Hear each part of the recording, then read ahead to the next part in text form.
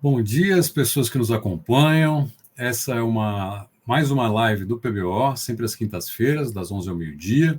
Hoje com o lançamento de mais um working paper, esse sobre a obesidade nos inquéritos populacionais nacionais. Eu sou o Guilherme Nafalski, coordenador de iniciativas de saúde do Instituto Cordial e assim também do painel brasileiro da obesidade.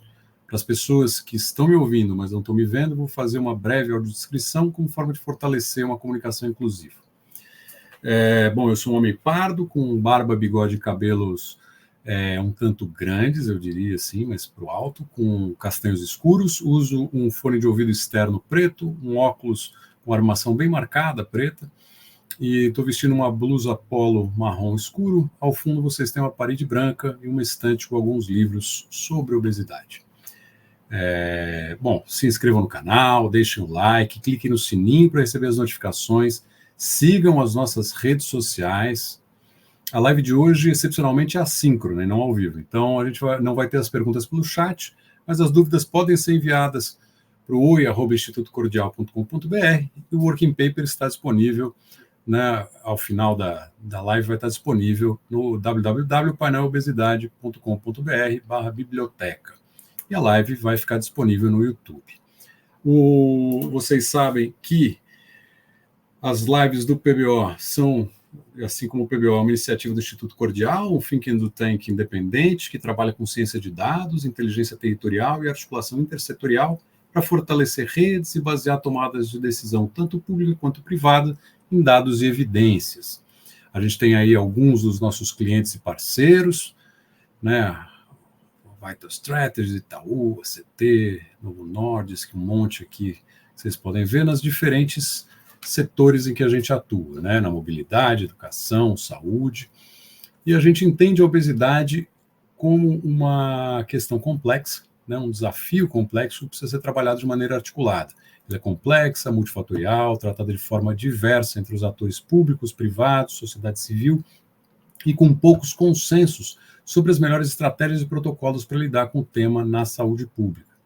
Assim, a gente criou a iniciativa, né, o Painel Brasileiro da Obesidade, para enfrentar o desafio dessa complexidade, multifatorialidade e intersetorialidade da obesidade, fomentando ações, estratégias, protocolos intersetoriais que sejam mais articulados, mais efetivos e eficazes para reduzir a obesidade e os custos associados a ela no Brasil.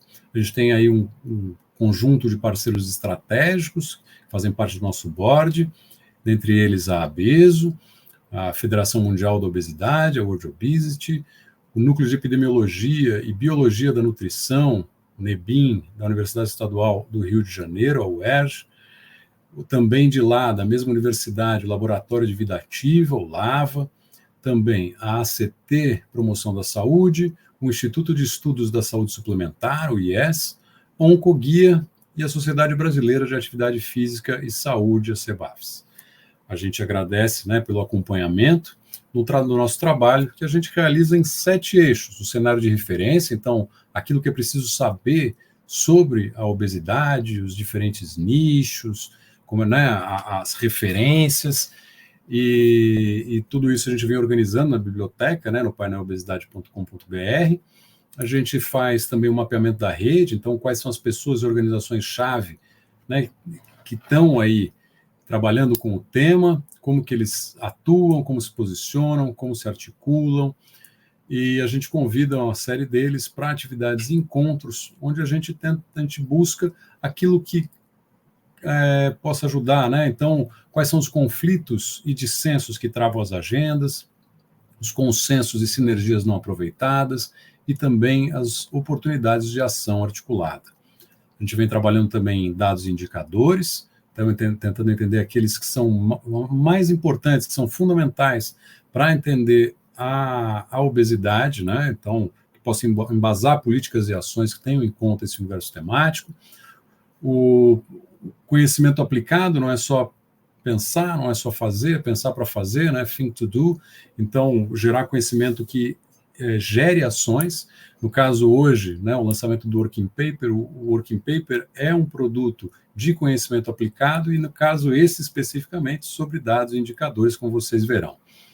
E a gente também trabalha com comunicação e disseminação, então deixando os nossos públicos mais informados, engajados sobre a obesidade, sobre a nossa iniciativa, né, sobre informações da obesidade de um modo geral e incidência direta, quando a gente faz com que esses pontos se relacionem e a gente está aí junto na ação, né? Então, quando a gente faz alguma ação frente à obesidade, a gente tem tido aqui, eu destaco um papel interessante no diálogo com o Legislativo e o Executivo nacionais, aí acompanhando os projetos de lei, algumas portarias que vêm saindo em relação à obesidade. Vocês têm as notas técnicas que a gente fez sobre isso lá também no painelobesidade.com.br.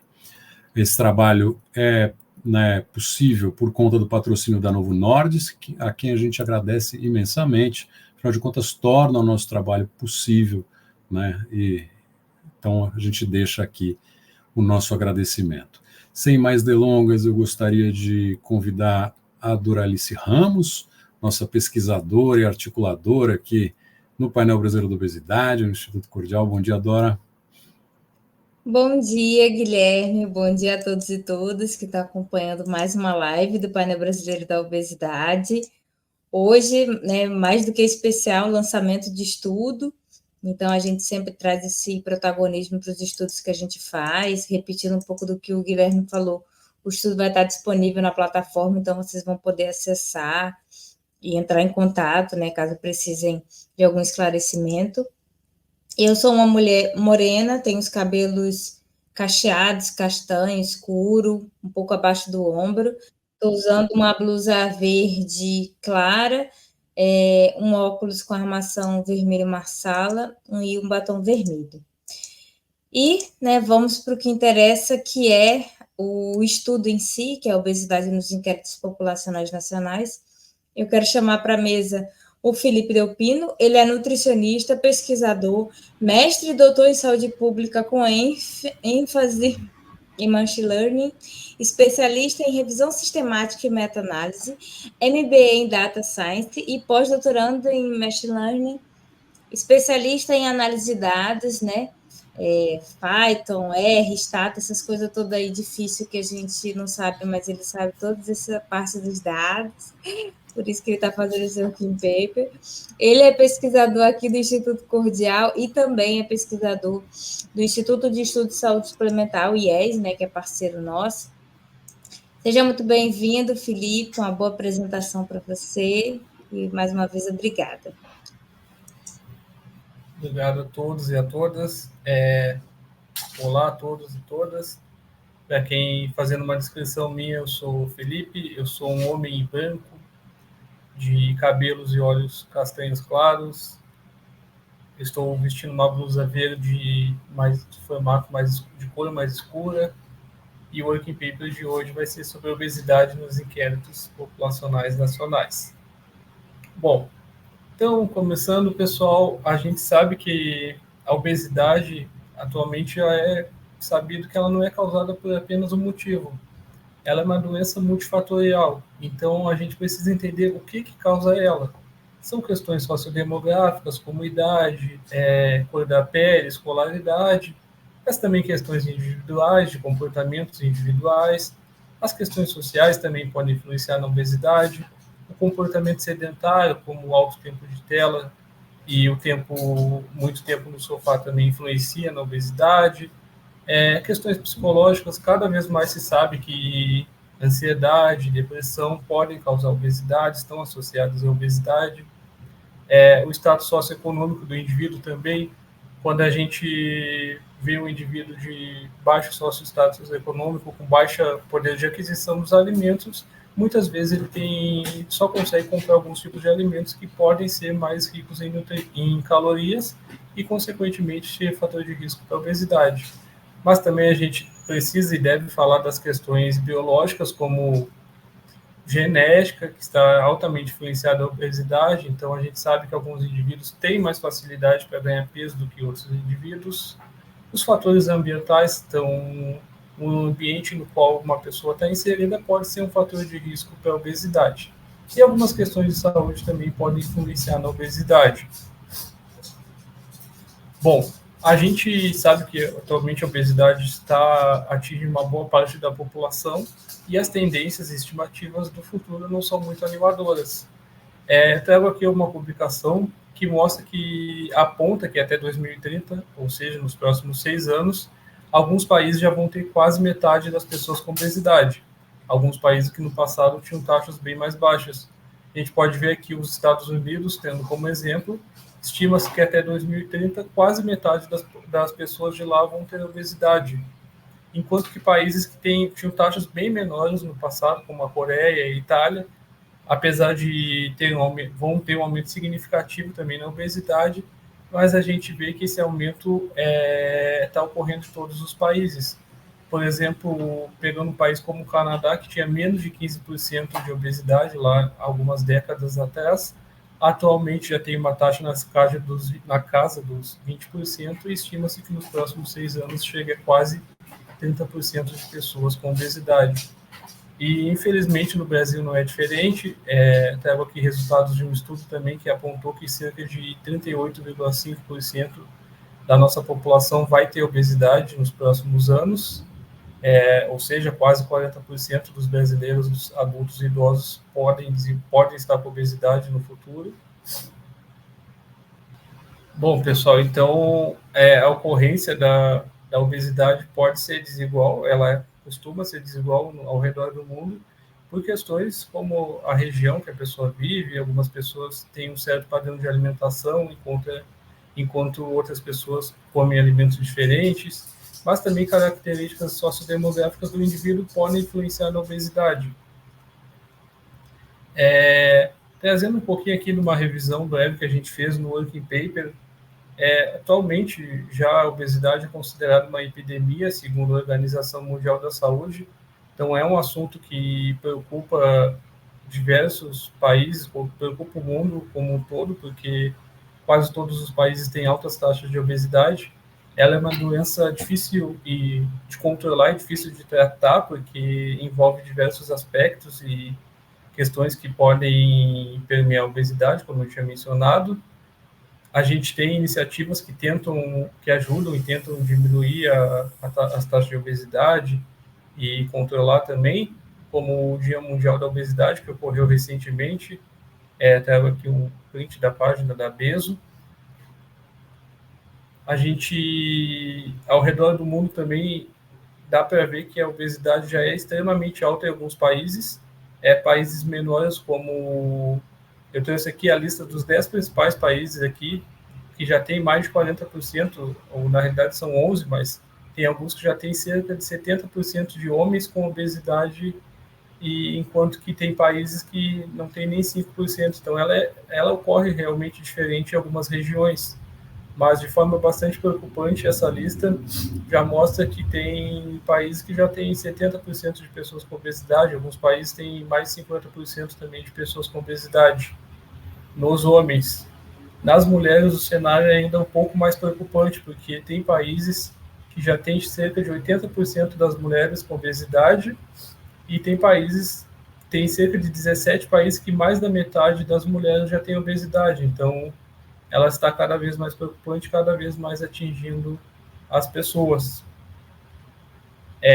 Então, pensando nisso tudo, a gente teve como objetivo fazer esse working paper, analisando de forma abrangente a obesidade em todas as suas categorias e utilizando dados de 3 inquéritos populacionais nacionais, que são a Pesquisa Nacional de Saúde, o Vigitel e a POF. Mais adiante eu já explico brevemente como cada uma delas funciona. Então, a gente quis avaliar a obesidade ao longo do tempo, a gente pegou todos os dados disponíveis dessas pesquisas e avaliamos a obesidade, então ver se as taxas estavam aumentando ou não. A gente avaliou a obesidade em relação à macro-região do país, então nós avaliamos segundo as 5 macro-regiões do país, e também pelas características sociodemográficas das pessoas, como sexo, idade, cor da pele e escolaridade. A gente também criou uma análise para avaliar a obesidade segundo a interseccionalidade, que já mais adiante eu explico, mas basicamente é uma variável que tenta avaliar as iniquidades sociais de cada pessoa, e nós avaliamos também o uso de serviços de saúde segundo a obesidade. Bom, Como que funcionou esse estudo? Então, a gente fez análises descritivas nesses inquéritos populacionais, pegando todos os dados que tinham disponíveis.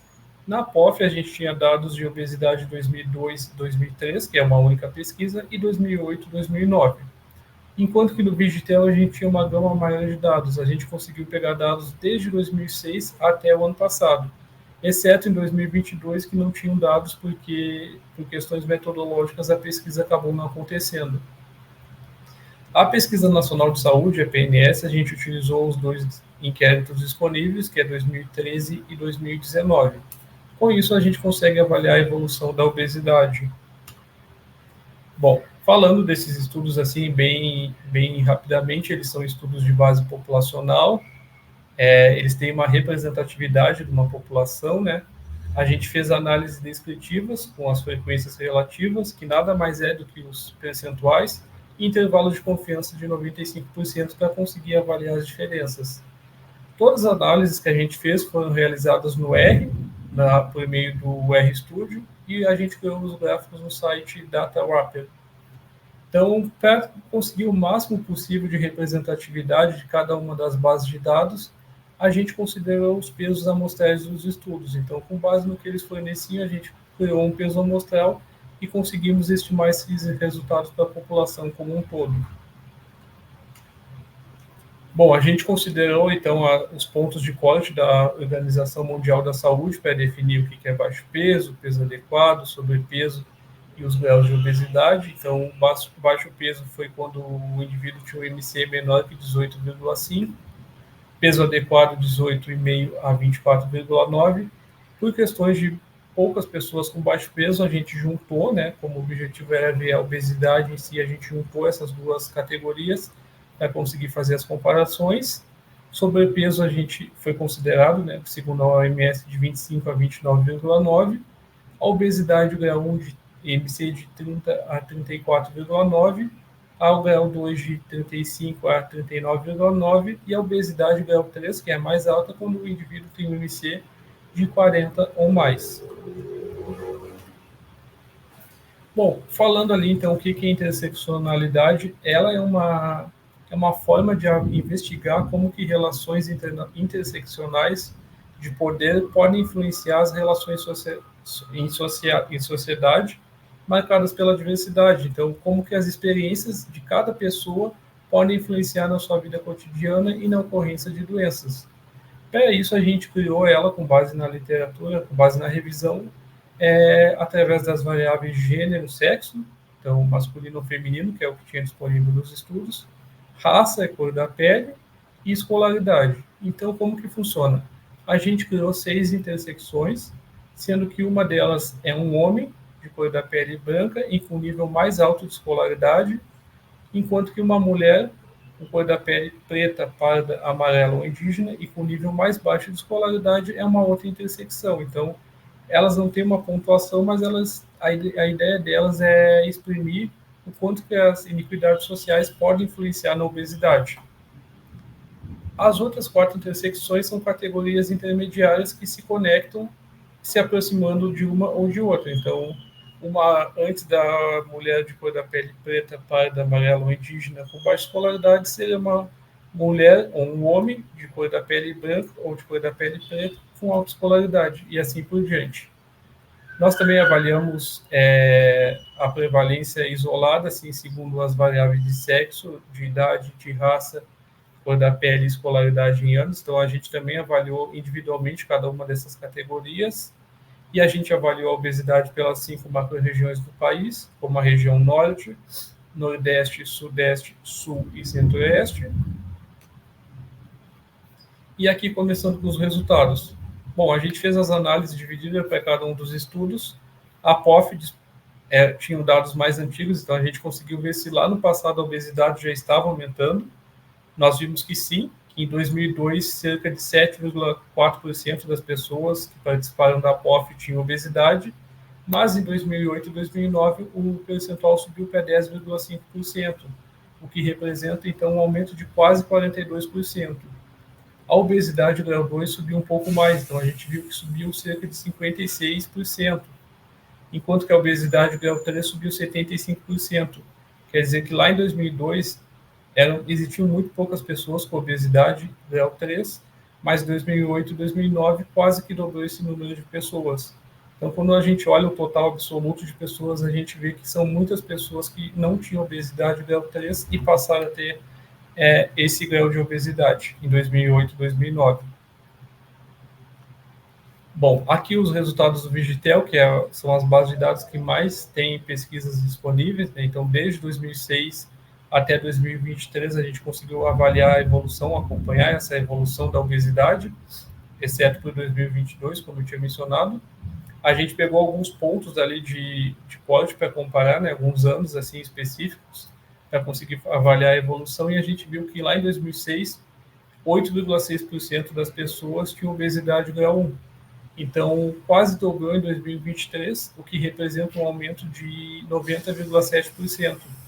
Então, quer dizer que quase que dobrou a obesidade grau 1 entre as pessoas que participaram do Vigitel, né, entre essa população. Já a obesidade grau 2 mais que dobrou. A gente conseguiu identificar que lá em 2006, somente 2,1% tinha obesidade 2, enquanto que em 2023, 5,2% tinha obesidade grau 2, o que representa um aumento de 147,6%, então quase 150% de aumento. Da mesma forma, a obesidade grau 3 também cresceu substancialmente, mais que dobrou, passando de 1,1% para 2,8% no último ano do Vigitel, o que é um aumento de 154,6%. Então, todos os graus aqui representando aumentos significativos de obesidade nessa janela de quase 20 anos do Vigitel. Já a PNS tem uma janela entre uma pesquisa e outra de 6 anos, mas também a gente conseguiu avaliar que cresceu substancialmente todos os graus de obesidade. Em 2013, tinham 14,8% das pessoas com obesidade, ao passo que em 2019, 18,1% tinha obesidade grau 1. Então, a gente viu que teve um aumento de 22,3%. A obesidade grau 2 subiu um pouco mais, 48,8%, e a grau 3 foi a que menos subiu nessa pesquisa. Então, ela subiu 17,7%, mas a gente vê que todas têm um aumento. Bom, o que a gente consegue identificar dessas análises iniciais?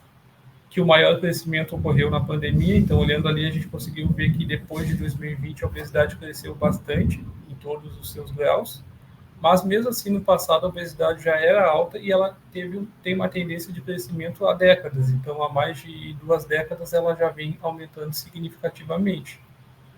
O Vigitel tem um detalhe que a sua metodologia é o peso autorrelatado, como as entrevistas são feitas por ligações telefônicas, o peso é autorrelatado. Então, pode ser que o problema seja um pouquinho maior do que ele é. Embora as pesquisas tendam a dizer que o peso autorrelatado funciona tão bem quanto o peso medido, pode ser que nem todo mundo saiba o seu peso exatamente. Então, pode ser que ainda o problema seja um pouquinho maior. A gente viu que, e obviamente os dados mostram que à medida que a obesidade aumenta, diminui o número de pessoas com peso adequado, mostrando que o problema é sério. Aqui a gente fez algumas análises segundo as regiões do país. Então, esses mapas estão disponíveis no working paper. A gente viu que na POF, lá no passado, então, o maior percentual de todos os graus de obesidade estavam na região sul. A região sul superava a média nacional em cerca de 2 pontos percentuais. No entanto, a gente viu que todas as regiões tinham taxas elevadas. Nenhuma tinha uma taxa extremamente baixa, todas tinham taxas elevadas, mas a região sul se sobressaía com as taxas mais altas. Já com os dados do Vigitel, que a gente conseguiu avaliar de forma mais recente, né, recentemente a gente viu que a obesidade na região norte foi predominantemente e cresceu mais do que as outras regiões. Então, a região norte, lá no passado, ela tinha menos taxas de obesidade e passou a ser uma das com mais taxas, com as taxas mais altas. Assim, também para a obesidade grau 1, a gente viu que a região nordeste teve a maior proporção e ela persistiu em 2023. Então, a gente viu que nessa região do país a obesidade também é alta. Já a região centro-oeste teve a obesidade grau 1 mais frequente e um aumento até 2023.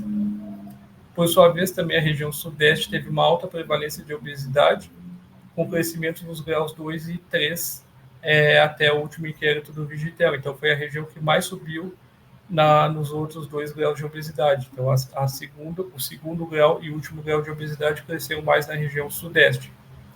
Já a região sul teve um aumento em todos os graus de obesidade, destacando o grau 1, que foi o que mais subiu.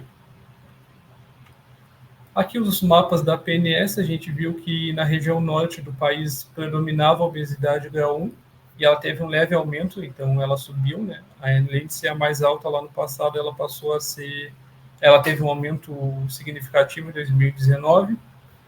A região nordeste, semelhante ali ao Vigitel, teve uma elevação em todos os graus de obesidade, entre uma pesquisa e outra da PNS. Por sua vez, a Centro-Oeste teve um aumento notável nas regiões na obesidade grau 1 e 2, e a Sudeste viu um incremento consistente da obesidade grau 1 e 2 ao longo do tempo. A região Sul também, assim como todos os mapas, teve uma alta taxa de obesidade grau 1 e cresceu significativamente em todos os graus de obesidade. Bom, a gente viu também de forma individual ali as características que mais estavam relacionadas com a obesidade, e a gente viu que na POF as mulheres e as pessoas com idade de 40 a 59 anos tinham as maiores taxas de obesidade.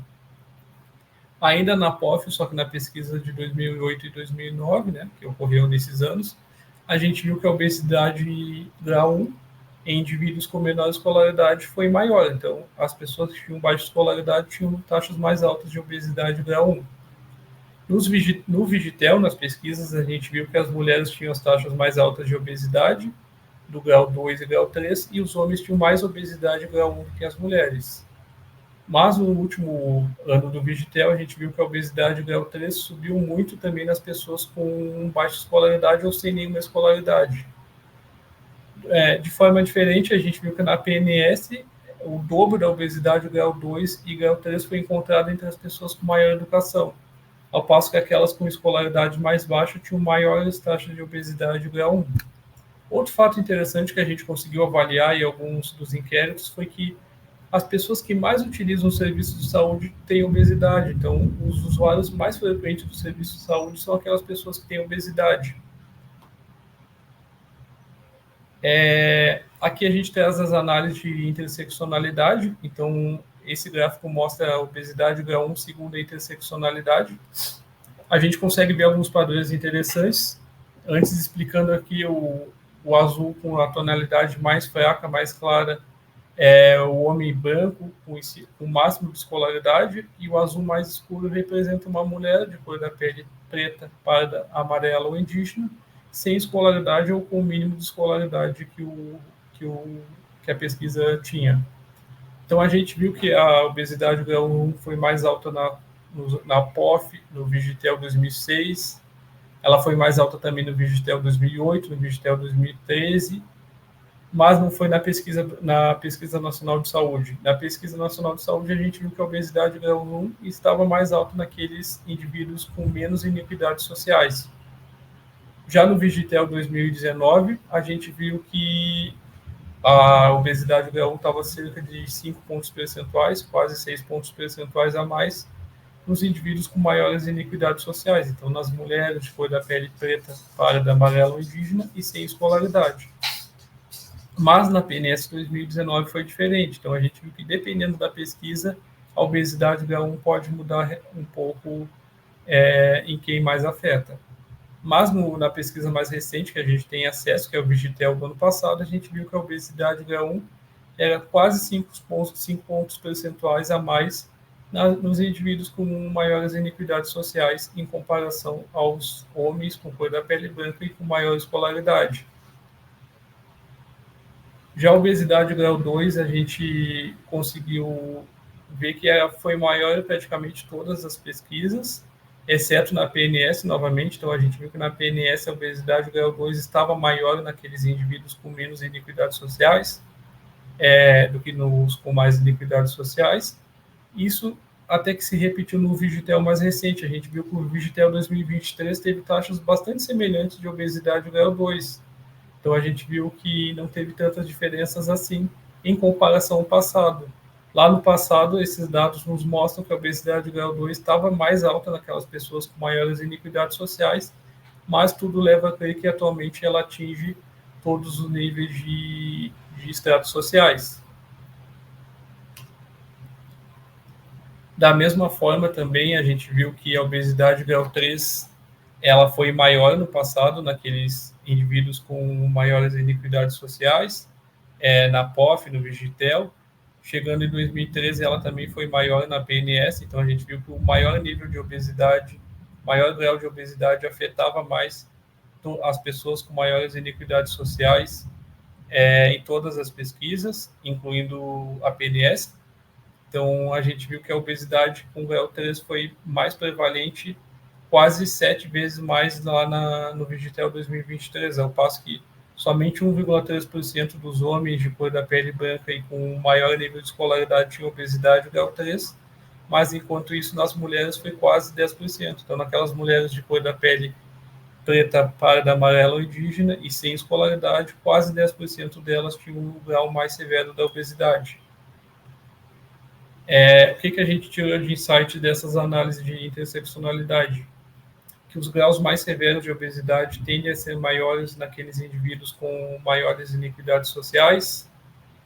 Isso pode ocorrer por diversos fatores, mas também acredito que os alimentos ultraprocessados, que são aqueles alimentos ricos em calorias, ricos em carboidratos, principalmente açúcares e gorduras, eles têm um custo muito baixo, eles têm uma alta densidade calórica e, como eles custam muito pouco, eles podem ser muitas vezes a única opção de aquisição, pode ser o único alimento acessível em certas condições sociais. Então, isso pode influenciar, pode levar a graus mais severos de obesidade. Na PNS, a gente conseguiu ver que a obesidade é mais prevalente nos indivíduos com menos iniquidades sociais, que foi uma discrepância em relação aos outros estudos, mas quando a gente avalia o grau mais severo de obesidade, a gente vê que isso não ocorre. Inclusive, na PNS, a obesidade grau 3 foi maior do que nos indivíduos com maiores iniquidades sociais. Então, a obesidade grau 1 e 2 foi maior na PNS daqueles indivíduos com menos iniquidades, mas quando se avaliou a obesidade mais severa, ela foi mais alta nas pessoas com maiores iniquidades sociais, em todas as pesquisas avaliadas. A gente viu também que as taxas mais altas de obesidade grau 2 e 3 na PNS, nesses indivíduos com iniquidades sociais, pode ser reflexo, então, de um acesso diferenciado a recursos. Como eu falei, esses alimentos ultraprocessados podem ser a única opção de aquisição, então pode fazer com que as pessoas que não tenham condições de comprar alimentos mais caros necessitem recorrer desses alimentos. Bom, a avaliação antropométrica da PNS também destaca a diferença na distribuição da obesidade em relação a fatores socioeconômicos. Pode ser que pela PNS ter medido a obesidade de forma objetiva, com balança e medindo as pessoas, tem alguma diferença em relação a isso? Pode ser que não tenha, são algumas hipóteses. A gente viu também que a relação entre a iniquidade social e a obesidade, ela é complexa, ela envolve acessibilidade, ela envolve escolhas alimentares, ela envolve conhecimento sobre alimentação saudável. Hoje a gente tem o Guia Alimentar para a População Brasileira, que está disponível a todos, mas nem todos conhecem esse guia, não sabem da importância que ele tem, das recomendações. Tem a questão também do impacto do ambiente social e econômico na aquisição dos alimentos. Então, discute-se hoje em dia a taxação de alimentos ultraprocessados, enquanto que isso pode impactar positivamente na questão da obesidade. E, claro, isso tem que vir junto com o incentivo à compra de alimentos in natura, alimentos minimamente processados, como frutas, vegetais, arroz, feijão e alimentos desse tipo. As estratégias de saúde pública podem necessitar de foco, então, na interseccionalidade. Isso vai ajudar, eu acho, numa melhor compreensão e uma abordagem da obesidade. A gente viu que a obesidade precisa ser abordada com esse foco na interseccionalidade, nas características das pessoas. Como considerações parciais, então, a gente viu que o crescimento da obesidade no Brasil é evidente em todas as pesquisas, independente de qualquer resultado que a gente viu aqui, a gente viu que a obesidade cresceu em todas as pesquisas avaliadas. Então, ela é uma questão de saúde pública crítica, uma questão urgente. Antes a gente conseguiu encontrar alguns certos padrões, segundo a região da pessoa, segundo a região, mas a gente viu que atualmente a obesidade se distribui muito igual, assim, de forma muito homogênea em todo o país. Embora a obesidade afete todos, como a gente viu, ela afeta todas as classes sociais, os graus mais severos dela impacta principalmente aquelas pessoas ali, aqueles indivíduos com maiores iniquidades sociais. Então, aquelas mulheres de cor da pele preta, pálida, amarela ou indígena e sem escolaridade são as que são mais afetadas pelo grau mais severo da obesidade. Outra questão fundamental que a gente viu, que os inquéritos não têm quando a gente foi avaliá-los, são questões relacionadas à obesidade. Então, a gente precisa fazer com que a obesidade seja abordada nas pesquisas nacionais como uma doença crônica semelhante ao que ocorre com a diabetes. Dessa forma, a gente consegue ver se um indivíduo que tem obesidade utilizou o serviço de saúde especificamente para a obesidade, se ele está fazendo algum tratamento para a obesidade, se ele está fazendo consultas, mas atualmente a gente não consegue ver dessa forma. O que a gente conseguiu ver foi que a utilização do serviço de saúde é maior naquelas pessoas com obesidade, mas a gente não sabe se as pessoas com obesidade estão usando o serviço de saúde por conta da sua obesidade ou por conta de algum outro problema que a obesidade pode causar. Então, como a gente viu, essas pessoas com obesidade tendem a utilizar mais o serviço de saúde, o que faz necessário que considerem a obesidade nos planejamentos de saúde, nos inquéritos nacionais, não só perguntar o peso e a altura da pessoa, mas sim classificar quem tem obesidade e fazer questões específicas. Isso é fundamental. A gente viu que a interseccionalidade também pode revelar padrões complexos e eu acho que oferece insights muito valiosos para as questões de saúde públicas mais inclusivas e focando na equidade. E os achados também apoiam a implementação de intervenções personalizadas e que sejam multidisciplinares no manejo da obesidade. A gente sabe que a obesidade precisa ser tratada de forma multidisciplinar. Ressaltando mais uma vez, então precisa, né, faz muito necessário com esses resultados que se incluam perguntas específicas da obesidade em todas as pesquisas nacionais. Isso vai ajudar demais a direcionar esforços, a redirecionar cuidados contra as pessoas com obesidade e ajudar a diminuir essas taxas que estão em aumento. Também uma limitação do nosso working paper é que os dados são transversais, a gente precisou avaliar o aumento em termos percentuais, então faltam grandes pesquisas longitudinais no país, que são difíceis de conduzir, mas eu acho que são necessários mais estudos longitudinais, que é o caso de algumas cortes de Pelotas, alguns estudos longitudinais que a gente tem, mas a gente necessita de um estudo com toda a população que seja longitudinal, que avalie o indivíduo desde seu nascimento, ou desde a idade adulta, e acompanhe ao longo da sua vida. Então, um estudo longitudinal, que seja nacional, pode fornecer informações valiosas para acompanhar e entender melhor a obesidade, não só a obesidade, mas todos os problemas de saúde de uma pessoa ao longo da sua vida. Como agendas propositivas, então, para questões de saúde pública, a gente viu que é necessário avaliar de forma abrangente a obesidade em todo o país, que se considera as regiões do país, embora hoje a obesidade se distribua de forma muito igual em todo o país, é preciso respeitar as individualidades, as particularidades de cada região, as preferências alimentares das pessoas. Também precisa que as pesquisas, as políticas públicas vejam as características individuais das pessoas, podem abordar também a interseccionalidade. Ações práticas também de tratamento devem ser contextualizadas e adaptadas de forma que abordem nuances identificadas na evolução da obesidade. A gente vê que a obesidade não para de crescer, então isso é fundamental. As intervenções precisam ser flexíveis, precisam ser humanizadas, considerar as realidades das pessoas, as questões socioeconômicas e culturais do país. Então, como estratégias recomendadas, a gente deixa aqui algumas, como programas que sejam educativos e personalizados, né, baseado no contexto de cada pessoa, que as equipes multidisciplinares tenham de saúde foquem também na interseccionalidade, isso é fundamental, acho que isso pode ajudar muito. O acolhimento e a empatia também no serviço de saúde, com ênfase na diversidade da pessoa.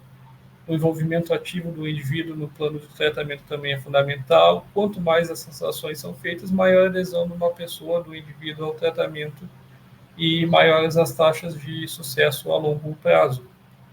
E a promoção também de políticas públicas em ambientes saudáveis nas escolas e no ambiente de trabalho é fundamental. E era isso, pessoal.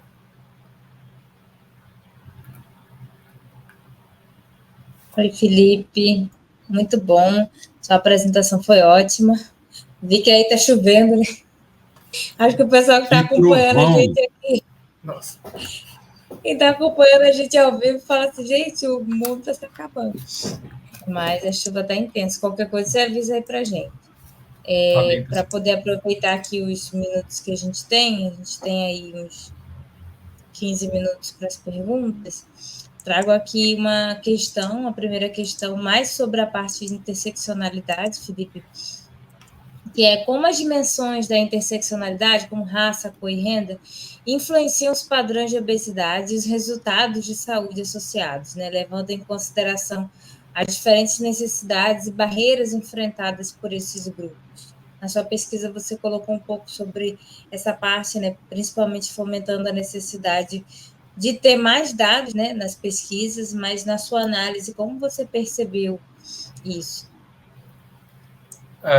Bom, uma pergunta excelente. Eu acho que a interseccionalidade pode trazer muitos insights, porque quando a gente avalia de forma individual cada uma dessas características, a gente vê que ela influencia fortemente na obesidade. Alguns estudos no Brasil e no mundo mostram que as pessoas com maiores iniquidades sociais têm mais obesidade. E isso está muito associado. Então, acho que quando a gente conecta essas variáveis, a gente consegue exprimir de forma ainda mais clara o quanto que uma iniquidade social, o quanto que o indivíduo parte lá da linha de base com suas características, isso pode influenciar na obesidade. Isso é tudo por conta do acesso aos alimentos, mas também numa pessoa que precisa trabalhar, às vezes em 2 turnos, não tem condições de fazer um exercício ou não tem condições de pagar por uma academia, enquanto que uma pessoa com menos iniquidade, uma pessoa com mais acesso a recursos, consegue pagar uma academia, consegue fazer comer alimentos com custo mais alto. Acho que isso pode influenciar, e por meio da interseccionalidade a gente consegue avaliar essas nuances. Ótimo. E, Felipe, assim, primeiro, assim, elogiar, né, o trabalho. Tá bom, a gente costuma fazer bons working papers aqui no PBO, mas esse se destaca pela análise de dados específicos de inquéritos, né? A gente sabe que são poucas as pesquisas, né, que falam sobre a obesidade em específico, a gente fica buscando, né, elas em alguns lugares, e há uma resistência em olhar as pesquisas em conjunto, em função especialmente das diferentes metodologias ou universos de aplicação, né? Como é que você viu isso na busca de um tema como a interseccionalidade, nessa busca de questões sociais relacionadas a determinada prevalência? De que forma esse tipo de análise, com diversos inquéritos, pode ajudar na compreensão do fenômeno? Excelente. Eu acho que esses inquéritos podem, juntos, a gente consegue deixar de forma mais clara ainda o quanto que a obesidade é preocupante, o quanto que as características das pessoas podem influenciar na obesidade, o quanto que o acesso que elas têm a um serviço de saúde também pode influenciar, mas acho que elas também têm as limitações, né, metodológicas de cada uma. Então, quando a gente avalia todas de forma, embora estejam todas no mesmo estudo, elas estão avaliadas de forma individual. E ali a gente consegue identificar um padrão, assim, claro e objetivo, de que a obesidade está crescendo em todo o nosso país, porque as pesquisas, por mais que ela não entreviste todo mundo, elas têm uma representatividade da população. Então, a gente viu que nas 3 das principais pesquisas do nosso país, a obesidade está crescendo e ela ocorre de forma diferente. Embora ela atinja todos, de forma mais severa, ela ocorre entre aqueles indivíduos que têm maiores iniquidades, que têm menos acesso a alguns recursos fundamentais. Obrigada, Felipe.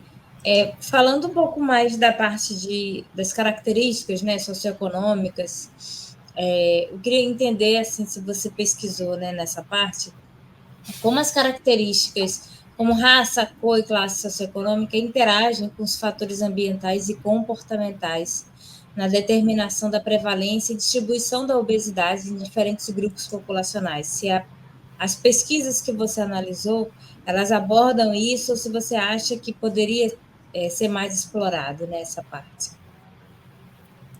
Eu acho que pode ser mais explorado ainda, a gente pode avaliar de forma mais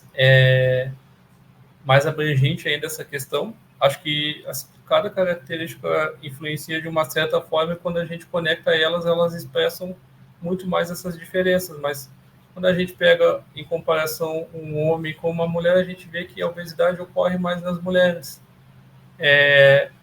Tá certo que o grau de obesidade foi maior nos homens, mas os graus mais severos ocorreram mais nas mulheres.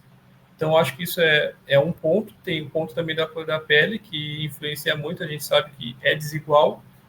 A questão da renda é completamente desigual em relação às mulheres também, mas também a cor da pele. E a escolaridade é fundamental, porque a escolaridade é o melhor proxy de renda. Ela fala exatamente como que a renda de uma pessoa costuma ser. Então, embora não tenha questão de renda em alguns desses inquéritos, a gente consegue avaliar pela escolaridade o que reflete no acesso aos alimentos. Então, acho que uma pessoa que tem todas essas características tende a ter muito menos acesso a alimentos saudáveis. Em geral, eles costumam custar mais caros, é mais difícil de conseguir comprá-los. Elas têm a facilidade de comprar um alimento extremamente barato, que são os ultraprocessados, que vendem em tudo que é lugar e são de fácil acesso. Às vezes as pessoas precisam trabalhar em mais de um emprego para se sustentar, para sustentar suas famílias. Aqui em São Paulo é claro o exemplo de quem trabalha longe de casa e necessita, às vezes, de 2, 3 horas para se deslocar da sua casa até o emprego, então não consegue ter tempo para preparar suas refeições, não consegue chegar em casa 11 da noite e ir numa academia, porque já tem que acordar 4 da manhã. Então, acho que isso tudo exprime uma iniquidade social que acaba refletindo na obesidade em si.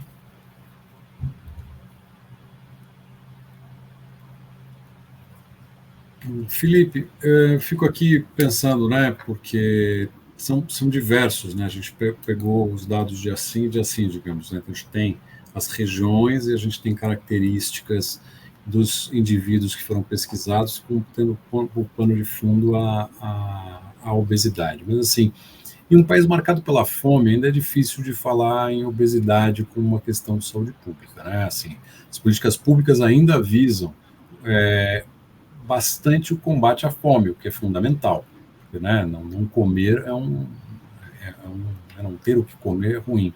Mas a gente tem essa fome oculta, né, essa questão paradoxal da pessoa com obesidade desnutrida, né? Então isso a obesidade acaba ficando em segundo plano. Mas o aumento dos diferentes graus aí que você apresenta é muito grande, é gritante, né? Como foi trabalhar a desagregação, né, da obesidade, os diferentes níveis, né, e como é que você vê a distribuição dessas pessoas no território, assim, com uma situação de pensar assim, a obesidade grau 3, como é que ela aumenta no país e como que ela se coloca, né, porque ela é o oposto inverso, talvez, né, a desnutrição completa, porque a pessoa está bastante, né, comprometida, digamos assim. Eu acho que, embora a pessoa possa ter obesidade no seu grau mais alto, ela ainda pode estar desnutrida. Isso ocorre, eu acho que, falando como nutricionista, porque a maior parte desses alimentos que são altamente calóricos, eles são muito pobres em nutrientes. Então, se você pegar um salgado, uma bebida adoçada, ele tem somente calorias, ele não tem nada de nutriente. Então, embora a pessoa esteja consumindo muitas calorias, ela pode estar desnutrida, ela pode ter suas vitaminas extremamente baixas.